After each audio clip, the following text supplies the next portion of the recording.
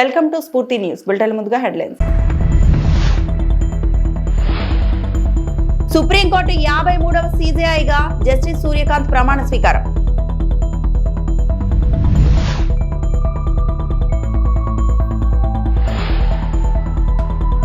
ఏలూరు జిల్లాలో పర్యటన. లక్ష్మీ నరసింహస్వామి ఆలయాన్ని సందర్శించిన AP deputy CM Pawan Kalyan.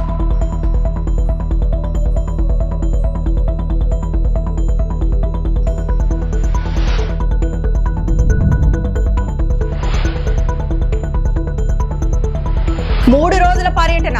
రేపు పులివెందులకు వైఎస్ జగన్.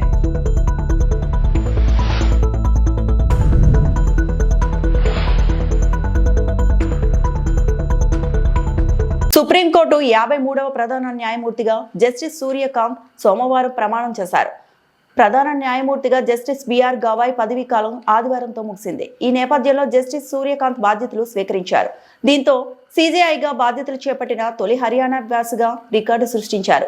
2027 ఫిబ్రవరి 9 వరకు ఆయన ఈ పదవిలో కొనసాగనున్నారు.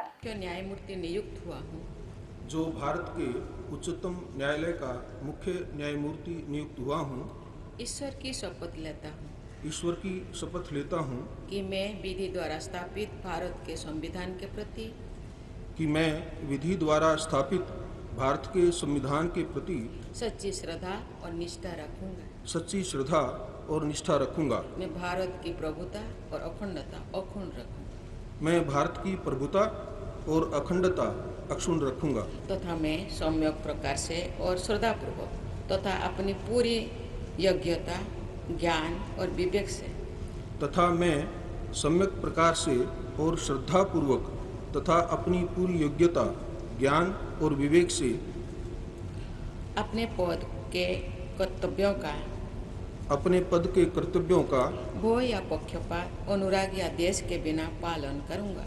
भय या पक्षपात, अनुराग या द्वेष के बिना पालन करूंगा तथा मैं संविधान और विधियों की मर्यादा बनाए रखूंगा तथा मैं संविधान और विधियों की मर्यादा बनाए रखूंगा।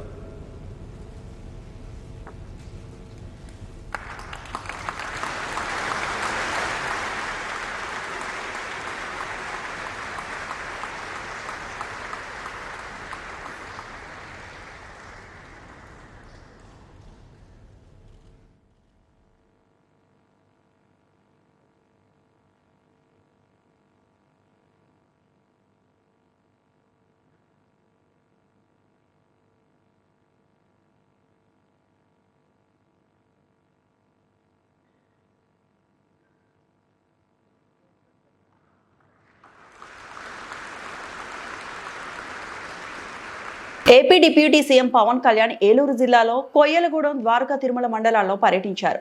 రాజమహేంద్రవరం, మధురపొడి వరకు ప్రత్యేక విమానంలో వచ్చిన ఆయన అక్కడ నుంచి రోడ్డు మార్గం ద్వారా కొయ్యలగూడెం మండలం రాజవరం చేరుకున్నారు. అక్కడ పర్యటించి గ్రామస్తులతో మాట్లాడారు. ఈ సందర్భంగా రాజవరంలో రోడ్డు నిర్మాణం చేపట్టాలని గ్రామస్తులు పవన్ కళ్యాణ్ దృష్టికి తీసుకెళ్లారు.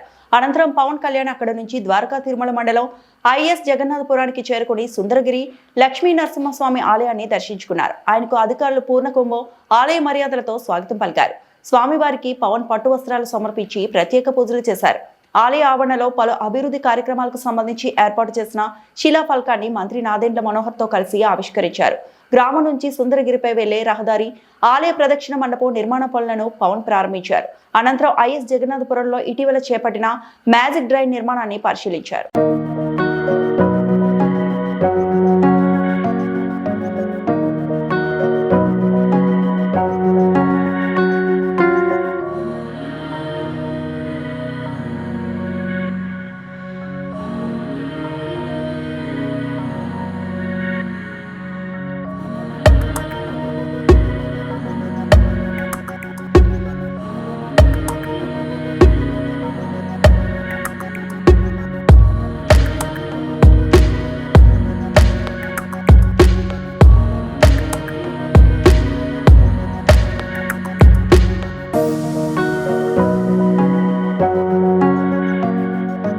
ఆంధ్రప్రదేశ్ మాజీ ముఖ్యమంత్రి వైఎస్ఆర్ కాంగ్రెస్ పార్టీ అధ్యక్షుడు వైఎస్ జగన్ 2 రోజుల పర్యటన కోసం మంగళవారం పులివెందుల రానున్నారు. కూటమి ప్రభుత్వ నిర్వాహకం కారణంగా దారుణంగా నష్టపోయిన అరటి రైతుల పరామర్శతో పాటు పలు సామాజిక కార్యక్రమాల్లో పాల్గొనున్నారు. జగన్ బెంగళూరులో తన నివాసం నుంచి మంగళవారం మధ్యాహ్నం బయలుదేరి హెలికాప్టర్ ద్వారా సాయంత్రం 4 గంటల ప్రాంతానికి పులివెందులు చేరుకోనున్నారు. అక్కడ నుండి రోడ్డు మార్గం ద్వారా బాక్రాపురంలోని క్యాంపు కార్యాలయానికి వస్తారు. సుమారు 3 గంటల పాటు క్యాంపు కార్యాలయంలో పలువురు కలవనున్నారు.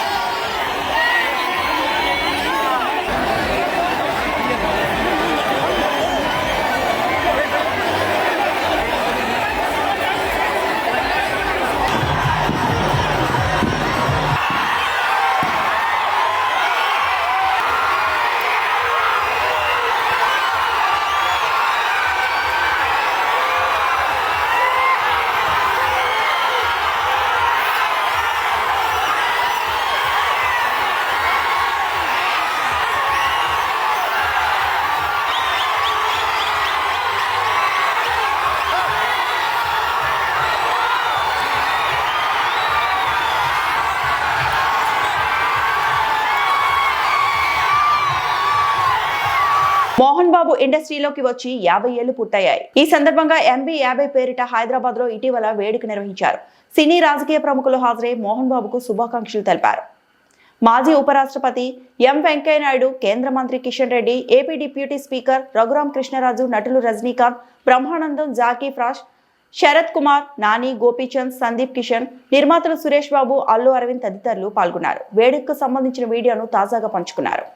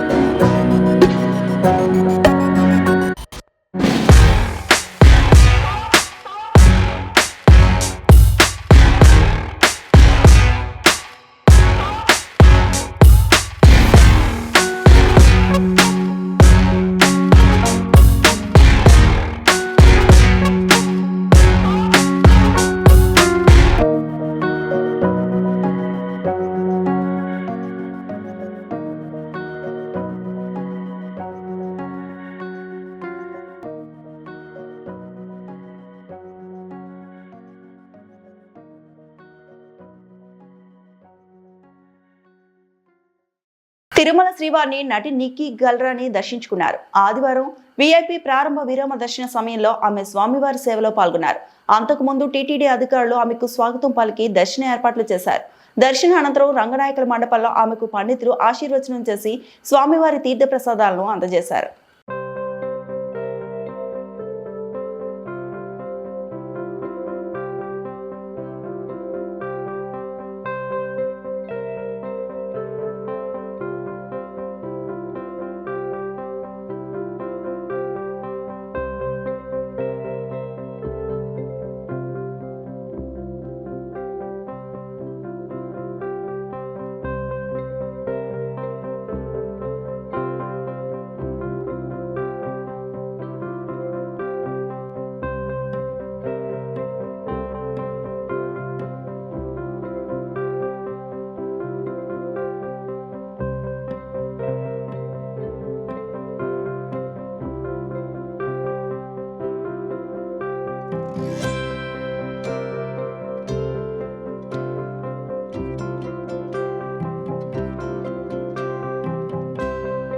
పదేళ్ల భారత రాష్ట్ర సమితి పాలనలో వనపర్తి పెద్దగా అభివృద్ధి చెందలేదని తెలంగాణ జాగృతి అధ్యక్షురాలు కవిత అన్నారు. మాజీ మంత్రి నిరంజన్ రెడ్డి అవినీతితో నియోజకవర్గంలో బీఆర్ఎస్ కి కోలుకోలేని దెబ్బ తగిలిందని చెప్పారు. వనపర్తి జిల్లా కొత్తకోటలో నిర్వహించిన మీడియా సమావేశంలో ఆమె మాట్లాడారు.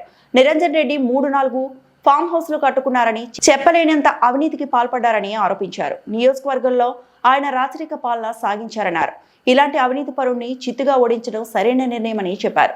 తన గురించి మరోసారి ఎక్కడైనా మాట్లాడితే తాట తీస్తానని నిరంజన్ రెడ్డిని ఉద్దేశించి కవిత ఘాటుగా వ్యాఖ్యానించారు. కాంగ్రెస్ పాలనలో చేనేత కార్మికులు ఎలాంటి లబ్ధి పొందలేదని కవిత అన్నారు. రుణమాఫీ కూడా చేయలేదని విమర్శించారు. కొత్తకోట మండలం కానాయపల్లి శంకర్ సముద్రం నిర్వాసితులకు తక్షణమే పరిహారం అందించాలి. మల్లన్న సాగర్, మిడ్మానేరు లబ్ధిదారులకు ఎలాంటి ఇళ్లు నిర్మించి ఇచ్చారో అలాగే ఇవ్వాలి. సీఎం రేవంత్ రెడ్డి ధరణి స్థానంలో భూభారతి తీసుకొచ్చిన చిన్న తప్పులతో చాలా మంది ఇబ్బందులు ఎదుర్కొంటున్నారు. వైద్యంపై ప్రభుత్వం దృష్టి సారించాలి. పెబ్బేరులో 3000 మెట్రిక్ టన్నుల గన్నీ బ్యాగుల గోదాం కాలిపోతే ఇప్పటి వరకు ఎలాంటి చర్యలు లేవు అని కవిత అన్నారు. ఇక వనపర్తి జిల్లాలో ఎక్కడ తిరిగినా నిన్నటి నుంచి తెలంగాణ వాదులు, ఉద్యమకారులు, బీఆర్ఎస్ పాత నాయకులు, కొత్త నాయకులు అందరూ కూడా బాధపడుకుంటూ ఫోన్ చేస్తున్నారు. నిరంజన్ రెడ్డి గారి వల్ల వనపర్తి జిల్లాలో మళ్ళా బీఆర్ఎస్ పార్టీ జన్మలో కోలుకోలేని దెబ్బ పడ్డది. ఆయన చేసిన అవినీతి, ఆయన చేసినటువంటి అన్యాయం, ఆయన బీసీల మీద పెట్టినన్ని కేసులు, ఆయన ఉద్యమకారుల మీద పెట్టినన్ని కేసులు, ఇవన్నీ ఒక్కొక్కరు చెప్పుకొని కళ్ళలో రక్తం వచ్చేటట్టు ఏడుస్తున్నారు. మరి అన్నిటికన్నా ఎక్కువ ఆయన ఒక్కటి కాదు 3 ఫామ్ హౌస్లు కట్టుకున్నారు. ఆయన ఒక్కసారి ఎమ్మెల్యే అయితే, ఒకసారి మంత్రి అయితే 3 ఫామ్ హౌస్లు కట్టుకున్నారు. కట్టుకుంటే సరే కష్టార్జితం మీద కట్టుకున్నాడో, తన పిల్లలు పంపిస్తే కట్టుకున్నా అని ఆయన చెప్తున్నాడు. ఇబ్బంది లేదు, కానీ అందులో అసైన్ భూములు ఉన్నాయని చెప్తున్నారు. అందులో ఆర్డీఎస్ కోసం సేకరించినటువంటి భూములు ఉన్నాయని చెప్తున్నారు. మొత్తం కృష్ణా నది కంప్లీట్ గా ఒక కాలువ అంతా మీ ఫామ్ హౌస్లకు వెళ్ళిపోతుందని చెప్తున్నారు. దాని మీద మరి ఎందుకు ఇప్పుడు కాంగ్రెస్ గవర్నమెంట్ ఎంక్వైరీ చేస్తలేదు? ఏం అండర్స్టాండింగ్ ఉన్నది? 101% మరి నిరంజన్ రెడ్డి గారు చేసినటువంటి అవినీతి కేసీఆర్ గారికి తెలియదా? లేకపోతే ఈ అవినీతి పైదాకా పోకుండా హరీష్ రావు గారు కాపాడినరా? ఈ అవినీతి పైన తెలిస్తే కేసీఆర్ గారు నిరంజన్ రెడ్డికి టికెట్ ఇవ్వరని చెప్పి కాపాడినరా? ఇప్పుడైతే మీడియా ద్వారా నేను కేసీఆర్ గారి దృష్టికి తీసుకెళ్తున్నాను. ఇక్కడ ఏ ఒక్క చిన్న పిల్లగాని కదిలిచ్చినా కూడా గొల్లుమని చెప్పి ఆయన అవినీతి గురించి చెప్తా ఉన్నారు. ఘోరాతి ఘోరమైన అరాచకాలు జరిగినాయి ఇక్కడ. ఇట్లాంటి నాయకుల్ని ప్రజల మీద రుద్దడం ఎందుకు? ఉద్యమకారులను ఇబ్బంది పెట్టడం ఎందుకు? చంద్రబాబు ముఖ్యమంత్రిగా ఉన్న అన్ని సందర్భాల్లో రైతులు ఇబ్బందులు పడుతూనే ఉన్నారని ఆరోపించారు వైఎస్ఆర్ రాష్ట్ర ప్రధాన కార్యదర్శి గడికోట శ్రీకాంత్ రెడ్డి. రైతుల గురించి చంద్రబాబు మాట్లాడటం చాలా హాస్యాస్పదంగా ఉందన్నారు. రైతులు బాగుంటే అన్ని బాగుంటాయి, కానీ కూటమి ప్రభుత్వం రైతుల సమస్యలను పట్టించుకోవటం లేదని ఆగ్రహం వ్యక్తం చేశారు. టమాటా రైతులు దాదాపు 18 నెలల నుంచి ఏ 10 రోజుల్లో ధర ఉన్నది, కానీ దానికి ధర లేదు. ఏ పంటకు కూడా గిట్టుబాటు ధర లేదు. గతంలో ప్రతి దానికి కూడా ఎంఎస్పీ కేటాయించి రైతులకు తోడుగా ఉన్నటువంటి పరిస్థితి ఉంది. ఇప్పుడు ఈయన బాబు గారు వచ్చిన తర్వాత ఏ పంట కన్నా, సో నీ హయాంలో ఎవరికన్నా కూడా రైతులకు మామిడి సీజన్ అయిపోయిన తర్వాత ఆర్భాటంగా ప్రకటించాడు. ఎకరాకు కేజీకి 8 రూపాయలు ఇస్తాను, 4 రూపాయలు ప్రభుత్వం నుంచి, 4 రూపాయలు సేకరించే వాళ్ళ దగ్గర నుంచి అని చెప్పి ఎంతమంది రైతులకు ఇచ్చేవారంటే చెప్పేట పరిస్థితి లేదు. ఇచ్చేసామంటాడు. అరాకొరగా కొంతమందికి ఇచ్చి మొత్తం రైతులకు ఇచ్చినట్టుగా తను చెప్పుకోవడం. ఒక పక్క మామిడి రైతుల పరిస్థితి అలాగే ఉంటే ఏ పంట కూడా ఏ పండించినటువంటి సాగు చేసుకున్నటువంటి ఏ పంటకు కూడా కనీస గిట్టుబాటు ధర అన్నటువంటిది ఎక్కడ కూడా లేదు. అలాగే సంవత్సరానికి 20,000 రూపాయలు పిఎం ఇచ్చేది కిసాన్ ని కాకుండా రాష్ట్ర ప్రభుత్వం నుంచి 20,000 ప్రతి రైతుకు ఇస్తాను అన్నాడు. మరి అది ఒకటేసారి ఇస్తానన్నాడు. అది కూడా మాట తప్పి మొదటి సంవత్సరం ₹1 రైతులకు ఇవ్వలేదు. రెండో సంవత్సరం ఈ ప్రభుత్వం నుంచి 10,000 రూపాయలు మాత్రమే ఇచ్చాడు. 30,000 రూపాయలు ప్రతి రైతుకు బాకీ పడ్డాడు రైతు భరోసా కింద.